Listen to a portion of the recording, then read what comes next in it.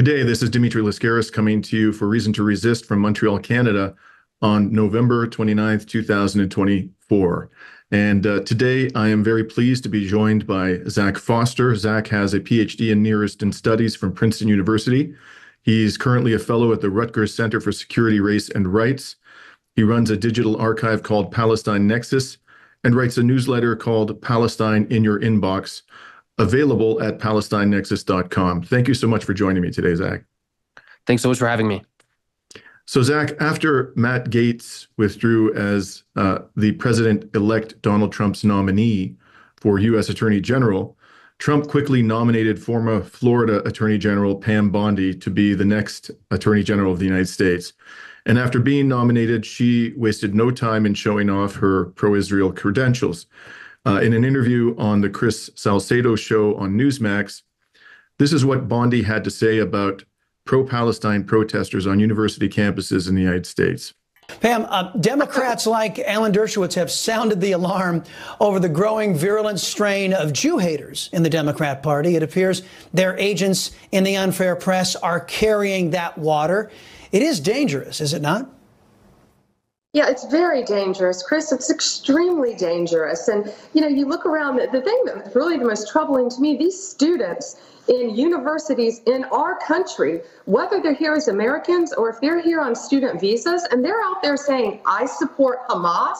You and I have seen that on all of these television shows. Frankly, they need to be taken out of our country, or the FBI needs to be interviewing them right away when they're saying, I support Hamas, I am Hamas. That's not saying I support all these poor Palestinians who are trapped in Gaza. That's not what they're saying. So I think their student visas need to be revoked. I think we need to reinstate President Trump's travel ban immediately. There's a lot of things that can be done to stop this. But yeah, the anti-Semitism that is rampant throughout this country now. And it's truly, truly heartbreaking to see what's happening to all of our Jewish friends in this country by really just, I think, a lot of ignorant kids and students and people who don't understand that Hamas equals terrorism, even worse, at its worst. So, Zach, I think it's fair to say that you know a thing or two about what is actually happening on the university campuses of the United States. Before we talk about her prescription for how to deal with the alleged problem of soaring anti-Semitism on university campuses, what, in your view, is the reality of anti-Semitism today on the university campuses of the country? Well, we did see a number of anti-Semitic incidents on college campuses, but contrary to what this person who we just listened to said, the anti-Semitic incidents were perpetrated by Zionists in an attempt to manufacture anti-Semitism. I've documented at least 6 cases over the past year. We had one at Yale University, one at Columbia, one at MIT, and a few others, in which you have, for example, one incident documented by Mahsa, the New York Times magazine columnist. She showed up to a protest and then basically observed people trying to manufacture anti-Semitism by, basically you have a Jew who comes in and screams, I'm a Jew, I'm a Zionist, someone perpetrate violence against me, in this attempt to try to manufacture anti-Semitism because there is so little of it. In fact, the college campus protests, the people who faced the most violence over the past year and a half were the students themselves, many of whom are Jewish. You had Jews protesting, setting up sukkahs for the Jewish holiday of Sukkot. The police, I believe this was at Harvard, if I'm not wrong, they came in and they ripped down the sukkah and violently attacked the students. You can't chalk you can't chalk the sidewalk on a place like Harvard, just blatantly violating people's free speech rights. You can't set up an encampment now on most college campuses, violating the free speech rights, including the Jewish free speech rights of so many students on campus. So I think what we're seeing is a total repression of free speech on campus, including the free speech of Jewish students, which is itself deeply anti-Semitic, denying Jews the right to protest a genocide being carried out in their name. So, in fact, we had a great deal of violence perpetrated against Jews who were protesting. We had a case, I believe it was in Georgia. We had a case of a Jewish elderly woman, a professor of Jewish studies, who was violently attacked by the police, by the campus police. We had a case, for example, at UCLA, where it was the pro-Israel crowd that was violently attacking anti-genocide protesters. So this narrative that is being perpetrated, that these people are all Hamas supporters, where's the evidence for it? Have you seen a single Hamas flag on a single college campus? Even one. I haven't seen any, and I've been following this pretty closely. Have you seen any Hezbollah flags? Barely any. I think maybe I've seen one Hezbollah flag. So basically, this narrative that these protesters are spewing anti-Semitism, no, they're spewing anti-Zionism. They're rejecting an ideology that is all about trying to Judaize a country that's non-Jewish. Mm-hmm. The thing that strikes me about this claim that is often made that pro-Palestinian protesters are pro-Hamas, and the claim being that these people are supporters of terrorism, is there's a stunning amount of hypocrisy in this, because the people who make this claim are typically quite ardent supporters of Israel. And I think it's quite easy to make the case that Israel's conduct today, particularly in Gaza, but also in South Lebanon, immediately leading up to the ceasefire, meets the classic definition of terrorism. In other words, this is violence targeting civilians for a political, ideological, or religious purpose or objective. It fits squarely within the definition. And of course, the casualty rate on the Palestinian side, I think even if you use Israel's casualty figures, is vastly higher for civilians than the number of civilians who were killed on October 7th of last year. So shouldn't we, if we're going to have a serious discussion about support for terrorism by pro-Palestinian supporters, why aren't we having a discussion about support for terrorism by pro-Israel supporters? Why isn't it a criticism of somebody to say that they are pro-Israel? I think if you support the state of Israel, you're supporting terrorism. There's no question about that. And if you just look at, let's start with October 7th itself, in which 760 some civilians were killed. Some percentage of them were killed by Israel when it invoked the Hannibal Directive. You had Apache helicopters, Israeli helicopters, indiscriminately firing on cars that were Hamas militants driving Israelis into Gaza. They were all slaughtered by the Israeli military. So anyways, there was, we don't know the exact number of those 760 civilians that were killed by Israel versus killed by Hamas. But let's just assume for the moment that 100% of them were killed by Hamas. You also had some 350 to 400 Israeli security forces killed during that time period. So roughly a ratio of 2 civilians killed for every one, 2 civilians killed for every one security let's call them soldier killed. Now let's look at Israel's conduct since then. In the past 415 days, the Israeli military has killed somewhere between 42,000 Palestinians, and the upper bound, according to the Lancet, is as many as 180,000. I think somewhere in the middle is probably the most accurate. We had a group of 90-some-odd American health officials who have visited Gaza in the past year and who published a report a few weeks back claiming that some 118,000 Palestinians had already been killed.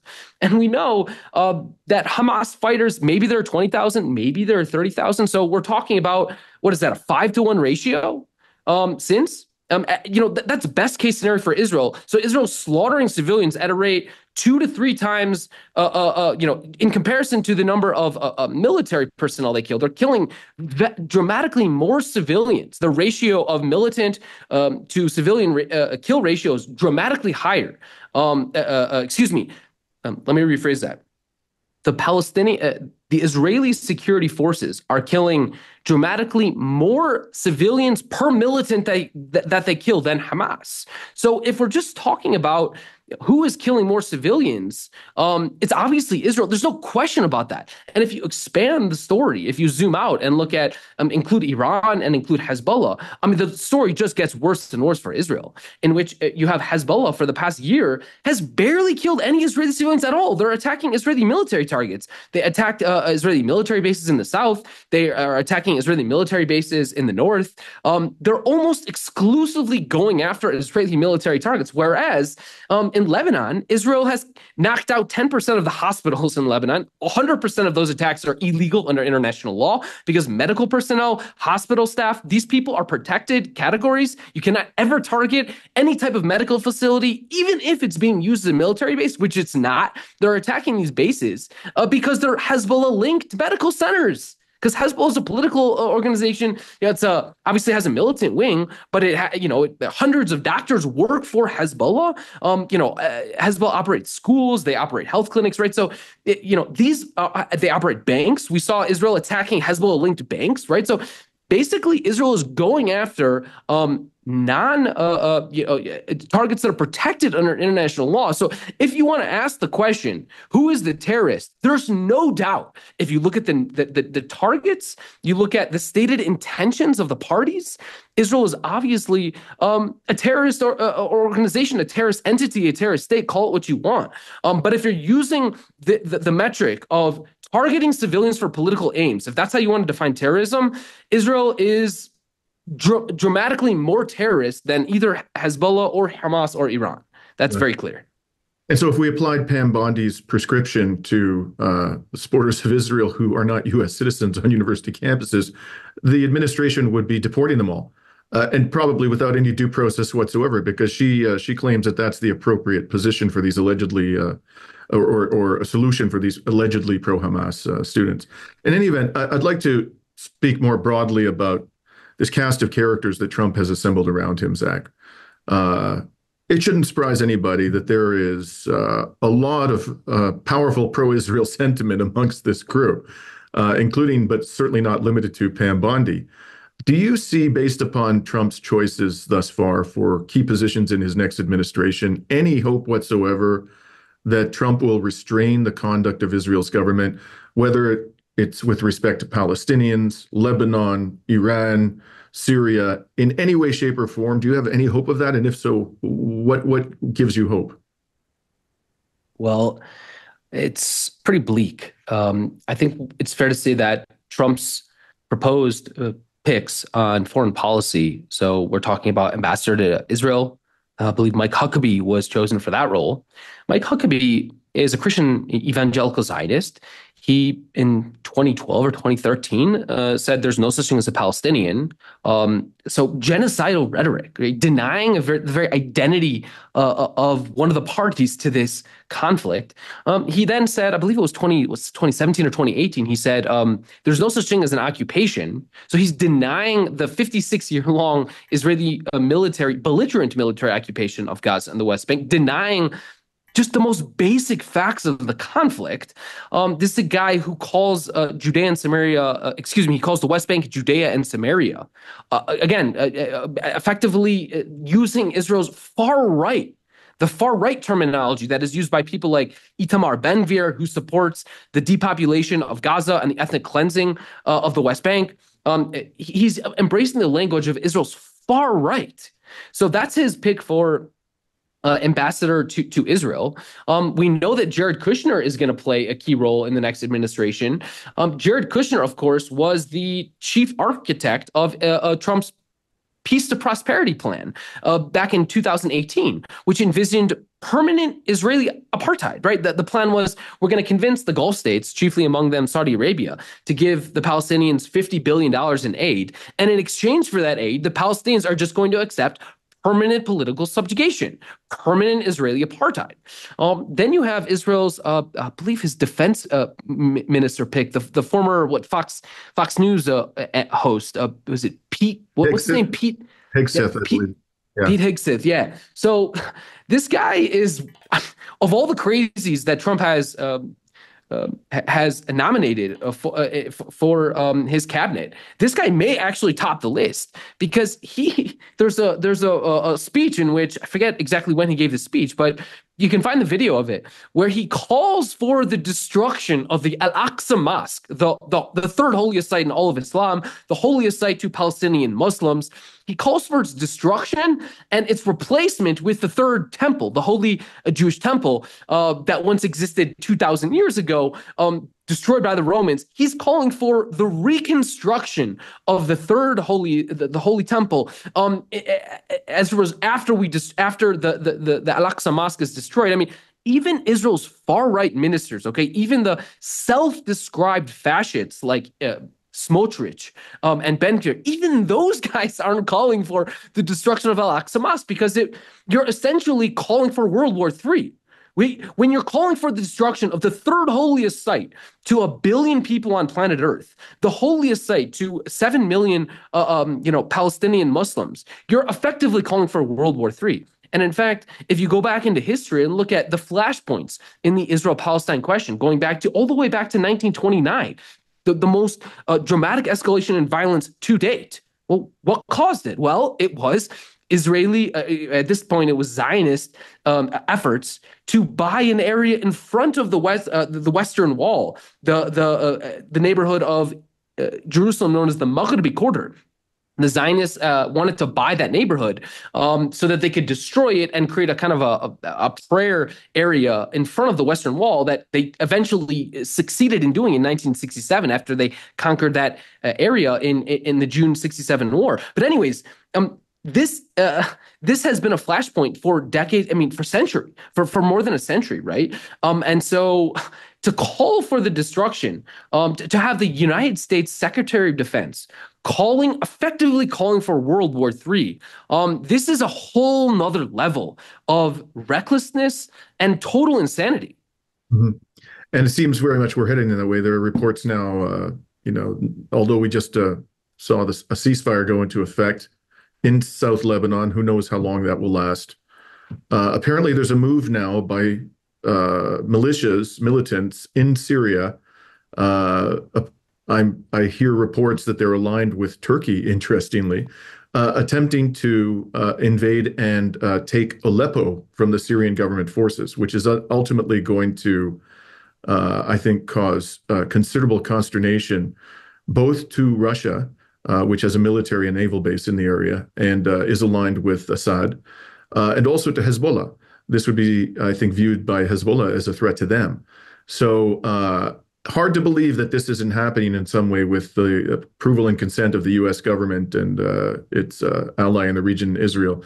In any case, all of this seems to be heading, Zach, and I take it you would agree, to some kind of military escalation, a full-blown war in the region, and ultimately it sadly appears that this conflict will be resolved by military means, which means a great deal more death and suffering. Is that the way you see this heading now that we have more clarity on the makeup of the Trump administration?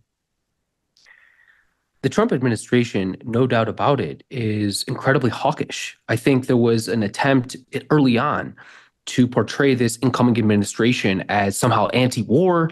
You recall was it a tweet in which some member of the Trump transition team said, "Well, we're not going to include," who was it? The Hawks. It was Pompeo and thank you, Pompeo Haley. And what's her name? Nikki Haley.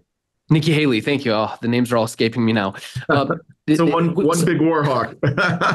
So some of us got the false impression that without Haley and Pompeo, somehow this administration would be a very anti-war administration. But I think the more we learn about these nominees, the more we discover that, in fact, no, there's going to be no such administration. If anything, it's an Israel first administration, maybe America second. But even on the Ukraine war question, it's unclear that Trump will make any strides to push to end that war. Obviously, in the case of Israel, if your appointees are people like Kushner, people like Huckabee, people like Hegseth, you're talking about giving Israel the full backing and the full support of the United States government.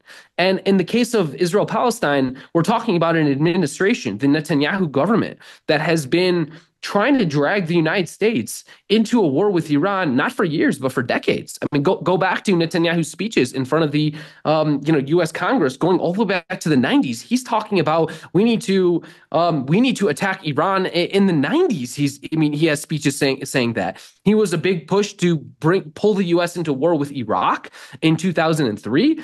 And ever since, he's been trying to convince the U.S., and he did it successfully, to pull the U.S. out of the Iran nuclear deal, which he succeeded in doing. And then Biden didn't make any attempt whatsoever to bring the U.S. back into that treaty. And so you're talking about a Trump, if he does in fact give the green light to these pro-Israel hawks in his administration, you're talking about effectively authorizing the United States military to engage in direct military conflict with Iran, which is a recipe for World War III. Because you know that Russia is going to be involved, Russia being a major backer and a major ally to Iran at the moment, you probably have to expect China to probably throw its weight behind Iran. You see this BRICS agreement in which, you have a kind of emerging coalition and alliance among these kind of non-aligned states. And so this is an incredibly worrying trend. And one can only hope that there's more sane people in the administration, maybe someone like a Tulsi Gabbard, who has spoken at great length. Going back, many, many years now, who was trying to bring an end to a war in Russia and Ukraine, who was certainly critical of some of the propaganda that was spread about U.S.-backed forces in Syria, in which the United States was effectively backing al-Qaeda forces. And so someone like that, who at least at one point in her career was critical of U.S. aggression abroad, you'd hope at least that voice would come out, but it's not looking good. Yeah. And there's a real question, I think, about whether Tulsi Gabbard can be confirmed. I suspect a lot of Republicans are going to want to team up with the Democrats to kill that nomination. But in any event, let's talk more specifically about Israel, Zach. You recently authored an article which I thought was very informative about the genocidal rhetoric that we have heard in Israel. Of course, over the past year, the focus has been upon genocidal statements made since October 7th. Of 2023. But your article was entitled A Brief History of Genocidal Rhetoric in Israel Before October 7th. Far too little attention has been paid to that. Could you highlight for us what you regard as some of the more egregious examples of pre-October 7th genocidal rhetoric from Israel's leaders? Yeah, there were a number of cases dating, honestly, I would say all the way back to the 1948 war, in which the Zionist community in Palestine, led by David Ben-Gurion, spread the rumor that there were calls among Arab states and among the Palestinians to, quote unquote, push the Jews into the sea. And I think, and it turns out, according to Sheikh Hazkani, the Israeli historian who has published now 2 books on the 1948 war and spent 15 years looking for such calls in Arabic texts, Arabic pamphlets, Arabic newspapers of the period, he found a grand total of 0 such calls. So the origins of this story, this myth, actually come from Zionist propaganda material, from Zionist pamphlets. And I think when you're accusing your opponent of calling for genocide, that is effectively a call for genocide of them. That is a justification for crimes against humanity, ethnic cleansing, and ultimately genocide. So you could say this project of trying to paint the picture of this enemy of the Palestinians as genocidal goes back 76 years. But I think the real beginning of the trend of the turn to genocide in Israeli Jewish society, I would say dates to the past 2 decades, really since the Second Intifada, a time period that was quite deadly for Israelis. You had more than 1,000 Israelis, many, if not most of whom were civilians, be killed in attacks carried out by Palestinian militants, the infamous suicide bombings. And it was during this period that you began to see the genocidal rhetoric start to rear its ugly head. I think it started with some of the religious authorities. So the most important of whom was Rav Avadia Yosef, the chief rabbi of Israel. He passed away a number of years ago. But in 2000, I believe 2000, in the early 2000s, and then again in 2010, he is citing biblical verses that are effectively calls for genocide. Show no mercy on them, destroy them completely, annihilate them, in reference to basically biblical verses where God commands the people of Israel to annihilate the Amalek, the people of Amalek, the people who the biblical Israelites are commanded to annihilate. So you have these types of references. And then I would say the genocidal rhetoric goes from the religious right to the secular right. You had a call in 2012 by, let's see. You had a call in 2012. So recall Ariel Sharon, the Israeli prime minister, his son, Gilad Sharon, he joins the Kadima party. So we're talking a center-left party. During the 2012 war, in which Israel killed about 100 Palestinians, mostly civilians, he effectively says that because the people of Gaza elected Hamas, they're all guilty. That there's no such thing as a truly innocent person in Gaza. He says that in November 12th, effectively a call for the total annihilation of all of Gaza. Things get worse in 2014. During the 2014 war, the Israeli military, for 55 days, right? It's the longest war on Gaza to date, the most violent war in which Israel kills about 2,200 Palestinians, 1,500 of whom were civilians, 550 of whom were children. And Israel faced a few dozen casualties, maybe a handful of civilians. I think less than 10 Israeli civilians were killed in that war. So it was already, 100 times as many Palestinians are being slaughtered as Israelis are being killed. Nevertheless, you get Ayelet Shaked, who at the time is a member of the governing coalition, I believe a Likud politician, who later becomes justice minister. She has this Facebook post in 2014 where she likens Palestinian women to snakes. They give birth to snakes. She likens Palestinians to snakes. And again, the same genocidal rhetoric. Anyone who's connected to a Hamas member, so you serve a Hamas member a meal at a restaurant. It could be you're a driver in Gaza and you've ever in your entire life ever driven a car with a Hamas member in it. It could be you're the cousin of a Hamas member, therefore you support them. If you're connected to a Hamas member in some way or another, you are guilty and therefore you deserve to die. And she says that in 2014. And then to top it all off, Israeli Defense Minister Avigdor Lieberman in 2018, while he's defense minister, during the Gaza March of Return protests in 2018, when Palestinians in the tens of thousands marched to the wall, chanting for freedom, chanting for an end to the blockade on Gaza. So it's during this time, the period of peak Palestinian nonviolent resistance, right? You're talking about a Gandhian-like movement of tens of thousands of Palestinians over the course of months and months and months, during which not a single Israeli soldier or civilian experiences any major harm at all. We're talking about 0 Israeli casualties, hundreds of Palestinian casualties. So it was during that event when Avigdor Lieberman, Israeli defense minister in 2018, says, there are no innocents in Gaza.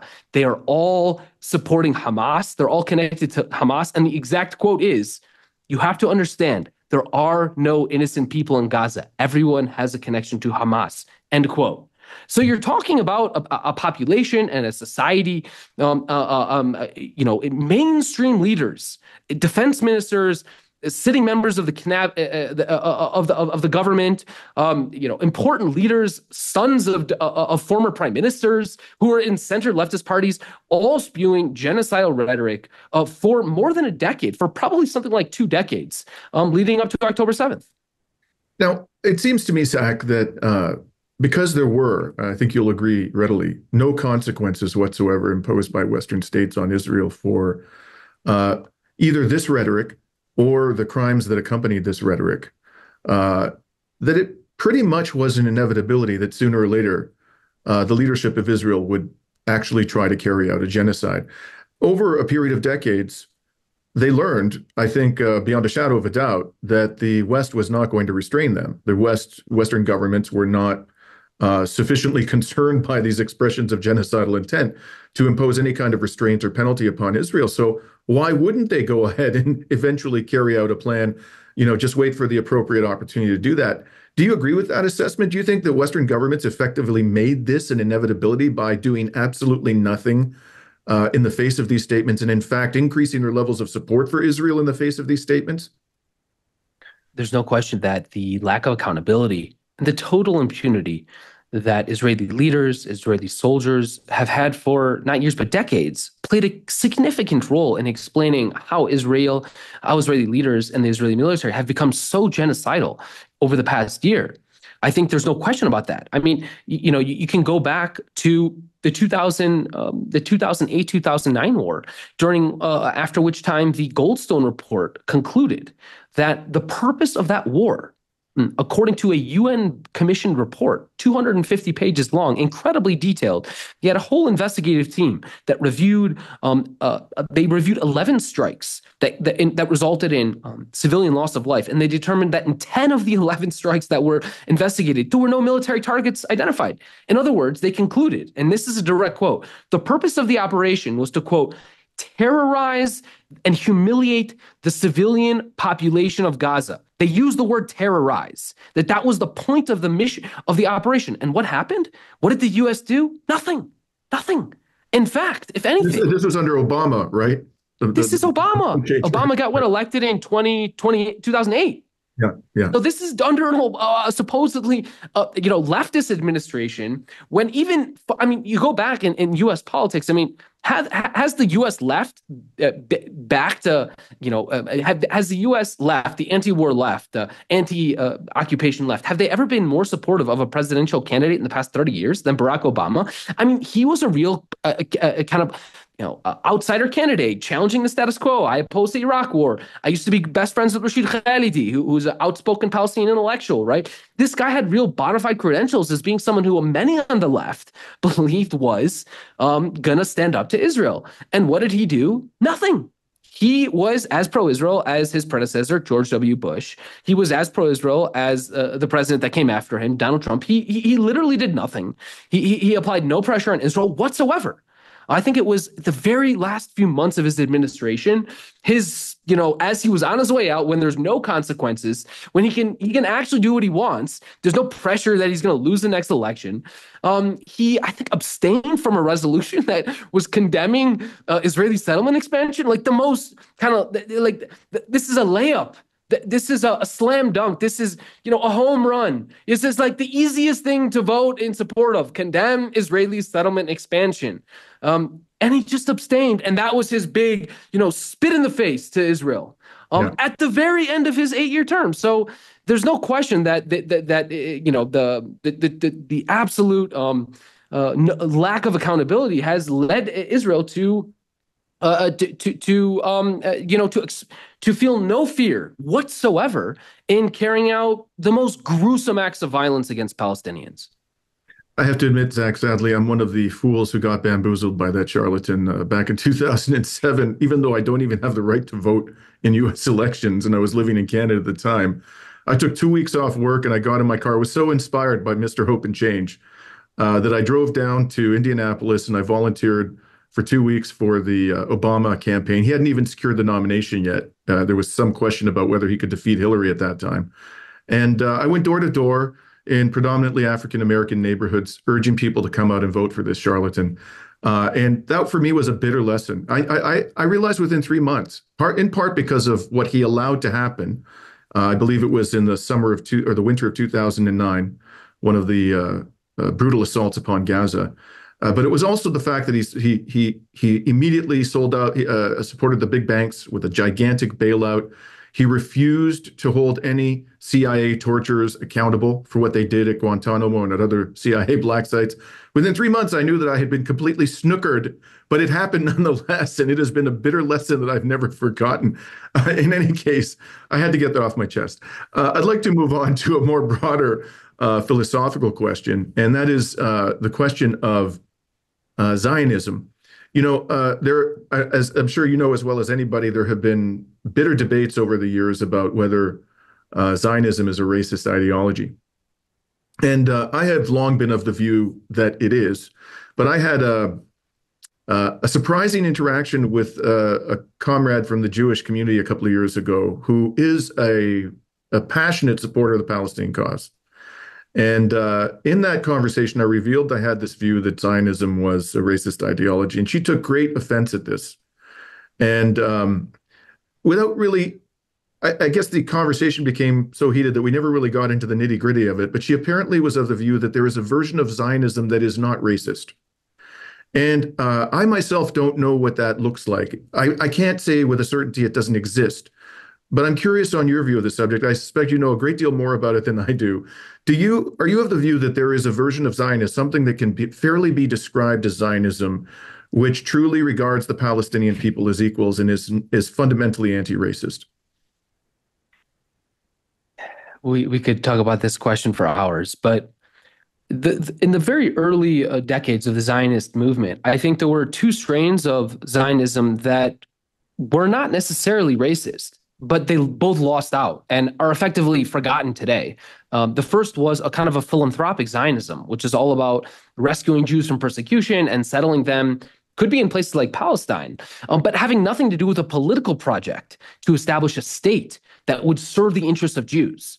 That was a philanthropic project pioneered by people like Morris de Hirsch. These were some of the wealthiest Jews in Europe at the time, and they were actually just trying to save Jews from persecution. Is that political Zionism? I would describe effectively was the opposite of that. In fact, they had no interest in saving persecuted Jews. 61% of the Jews who were brought to Palestine in the first 3 decades of the movement, from the 1880s to 1914, 61% of Jews who applied to the Palestine office in Jaffa were rejected. And the reason for the rejection, the number one reason for the rejection was their destitution. The Zionist movement didn't want to destitute Jews, refugees, fleeing pogroms. No. How could they build a state with all these, impoverished people? No, they wanted wealthy Jews to bring capital. Even from the early period of the Zionist movement was not about a philanthropic Zionism, nor was it about cultural Zionism, another kind of potential alternative version of Zionism, pioneered by people like Achad Ha'am, Eliezer ben Yehuda, about Hebrew rejuvenation, Hebrew revitalization, the rebirth of the Hebrew language, Hebrew culture.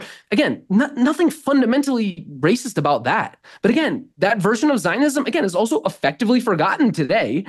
Find me a single Zionist who self-identifies as a Zionist anywhere on planet Earth today, who identifies as a cultural Zionist but not a political Zionist. In my estimation, there are a grand total of 0 such people. So again, if you want to imagine a version of history that didn't happen, if you want to pretend that we can rewrite history and imagine, again, some version of Zionist history that didn't actually exist, sure, in the abstract, there are these alternative versions of Zionism that are non-racist. But let's look at the version of Zionism that actually happened, the actual history of Zionism. In 1903, you have what was known as the second Aliyah, the second kind of wave of Jewish immigration to Palestine, at which point the Jews adopted this ideology known as avodah ivrit, Hebrew labor. What does Hebrew labor mean? It means we're only going to hire other Jews during because you have all these Zionist cooperatives. We're only willing to hire other Jews.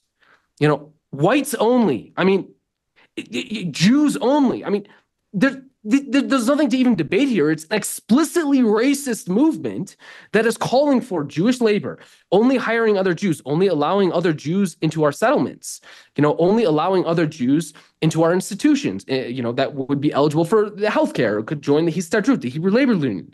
The Hebrew Labor Union didn't even allow non-Jews to join until the 1960s, right, long after the establishment of the State of Israel. So the version of Zionism, the one that actually happened, was a movement of Jews who sought out to establish an exclusively Jewish society in Palestine where non-Jews would not be allowed. In fact, even non-European Jews were discriminated against. In the early decades, you had a movement of Yemenis, about between 500 and 1,000 Yemeni Jews moved to Palestine between 1882 and 1914. And some of them actually made their way into these settlements, these little Jewish colonies, these Jewish colonies in Palestine.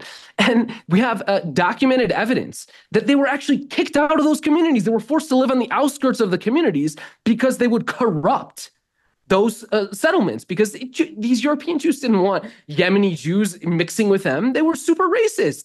They believed that, actually European Jews were sort of the ultimate form, kind of the Übermenschen. They were impregnated with these ideas of the racial science of the period. And so they actually were not only racist towards non-Jews, but they were racist towards non-European Jews.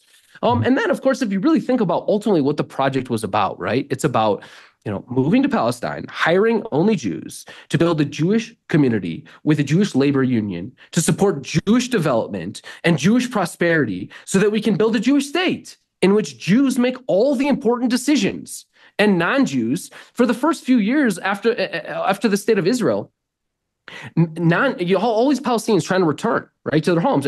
You had 750,000 refugees. Well, what do you do? What do you want to do as a refugee? You want to go home, right? After the war ends, everyone wants to go home. Over the past few days, we've seen Lebanese pouring back into the south. Everyone wants to go home at the end of the war, just like the Palestinians did.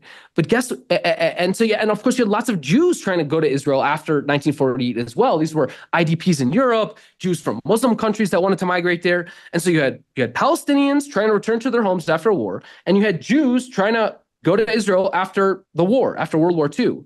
And the Palestinians and the Jews were welcome. They were given passports. They were settled into apartments. At least the European ones were. The non-European Jews were put in basically concentration camps. That's a phrase used by an Israeli parliamentarian in 1950. Says, "Do you see what we're doing to the non-European Jews? We're putting them in quote unquote. It looks like concentration camps." Anyways, so that's what we do to the European Jews and the non-European Jews. We settle them. We give them passports. What do we do to the Palestinians? We adopt a shoot-to-kill order. Any Palestinian trying to return to their home after the war is going to be mercilessly slaughtered. And between 1948 and 1956, during that 8-year period, the Israeli army kills somewhere between 2,700 and 5,000 Palestinians trying to return to their home, overwhelmingly unarmed, trying to return to their homes. That figure is from Benny Morris. So this isn't debated. This is established as fact. And so when you're talking about a movement and then a state that looks at two groups of people, both refugees, one Jewish, one non-Jewish, and the non-Jews and the Jews are welcome and the non-Jews are slaughtered. I mean, racism doesn't even begin to describe. It's not even a sufficient enough word, I think, to describe the nature of this ideology, which is not just racist, but toxic. Right. In light of those facts that you've just recounted and the reality of Zionism today, the prevailing Zionist ideology in Israel and historic Palestine, I want to conclude with, inviting you to predict the future. Of course, most of us understand that there are really two just ways, potentially, in which this can be resolved. And the one is the two-state solution, the other is the one-state solution. The two-state solution, you now have some 800,000 Israeli Jews living illegally in the occupied West Bank. Many of them are armed. I don't know precisely what percentage, but I would say the vast majority of them are armed. They represent the adults, of course, I'm referring to. They represent probably the most fanatically Zionist, expansionist elements within Israeli society. Hard to imagine that those people would leave those settlements voluntarily. And if they were to be, or an attempt were to be made by Israel's military and security forces to remove them by force, I would imagine that there would be a civil war. Certainly there would be a great deal of bloodshed. And then on the other hand, it's very hard to imagine that when you look at polls today, I mean, I saw a poll which just shocked the hell out of me a few months ago. I think it was something in the range of 90% of Israeli Jews felt that the Israeli military's conduct in Gaza was either just about right in terms of the level of force or was not sufficiently forceful. Hard to imagine that a majority of the Israeli Jewish population is willing to coexist in a single state with Palestinians as equal citizens. How do you think this ends in a just manner? Which of these two outcomes do you believe is more likely? And which of these outcomes do you believe is more just? I think that we've learned from many other cases around the world that when you try to build walls, when you create Bantustans, we could look at South Africa, we could look at the Balkans, we could look at any of these cases, we could look at the United States, segregation, right? Any of these cases where the proposed solution is division, separation, Bantustanicization, Cantonization, divide people up, put them behind walls. I mean, those solutions, in my view, are like inevitably, I think, a fail to actually solve for what everyone in the region wants, which is more or less the same thing, which is peace and security and prosperity. And I'm not sure how you achieve that by building walls and locking people up into little cages. I think ultimately, I mean, the only real solution that I see long term is one in which the state that exists, or the states that exist, and in my view, it actually doesn't really matter how many states there are. And so I might slightly reframe the issue. I think you could have one state. I think you could have two states. I think you could have a kind of a confederation where, you could have residency rights in one state, but have citizenship rights in the other state. So there are all these different versions of the future. But I think the number one key to all of these different versions, in my view, is that everyone is treated equally before the law. Doesn't matter what your religion is, doesn't matter what your ethnicity is, doesn't matter what your nationality is. I don't care if you're Muslim, Christian, or Jewish, Palestinian, or Israeli. You are treated exactly the same before the law. I think the only state I ever want to live in is the state that will that I have the same rights as everyone else, where I'm treated equally before the law. I think that is the foundation of a system, of a state, of a polity that I want to be a part of. If I know that the state is going to privilege this person or that person because of their status, because of their wealth, because of their religion, I'm not going to believe that state is just. I'm going to deem that state to be illegitimate. So I think the only long-term solution for Israel-Palestine, and again, it doesn't actually matter how many states there are, right? There could be a little hamlet in Gaza. There could be a separate state in the West Bank. There could be a state in Israel. But all three of those states, or you could have two states. It could be Gaza and the West Bank could be a state, and Israel a separate state, or it could just be one state. But again, the number of states between the river and the sea, in my view, is actually irrelevant. What matters is that those states treat all of their people, all of their citizens, all the people within their borders, they treat them equally. That's the foundation for a just and a vibrant democracy and a future for Israel and Palestine. I couldn't agree more with you, Zach. Thank you very much. It's been a great pleasure speaking with you, and I hope we can continue the conversation in the future. Thank you so much for having me. And this is Dimitri Lascaris for Reason to Resist, coming to you from Montreal, Canada on November 29th, 2024.